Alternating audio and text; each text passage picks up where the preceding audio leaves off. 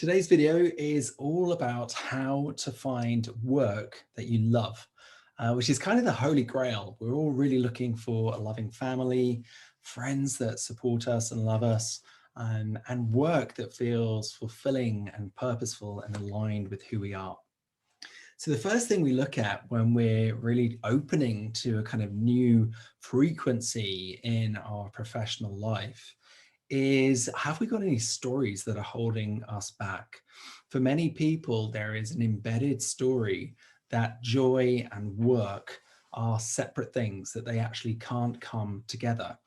And one of the first things we need to open to is the possibility that the potential of finding joyful work exists, that that is something that is worth looking for, creating, manifesting. The second thing is we really want to look at, are there any contracts that are holding us back? By contracts, I don't just mean legal contracts, which might be to do with our employment as it is at the moment and things like that.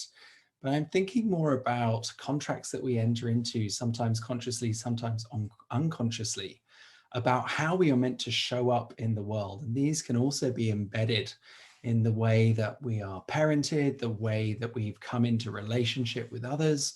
There might be all sorts of things which are embedded in there, which is saying that line is not possible for me, or even exploring that new line is not possible because I have this commitment to earn X amount of money in this way for, and you might have a list of roles or responsibilities which kind of lock that in.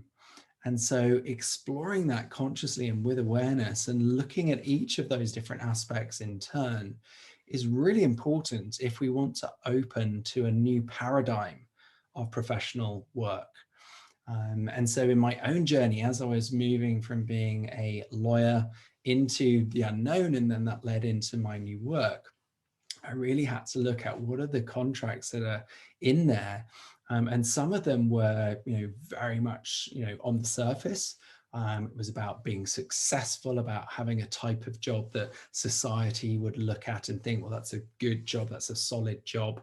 It's something that I could talk about and gain respect from people simply because of that job, and so on. And so looking at all of those different aspects, as well as some of the deeper aspects which were beyond my consciousness, which I worked on with various different energy workers and healers, to help me really think through some of the ancestral ties, and loosen off some of the bonds that are in there that run through the DNA, which tie us into certain ways of being. And then the third thing that I would say is absolutely imperative as we set off, opening to a new paradigm of joyful work. It's really about listening to the body's feedback. Yeah, so embodiment at this time is so important. And as we make our way through various forks in the road, this way or that way, it's really about listening to the wisdom of the body, listening to your deeper intuitions, the quiet places, to find out where you're actually drawn. Where does your energy move? What does life seek to do through you?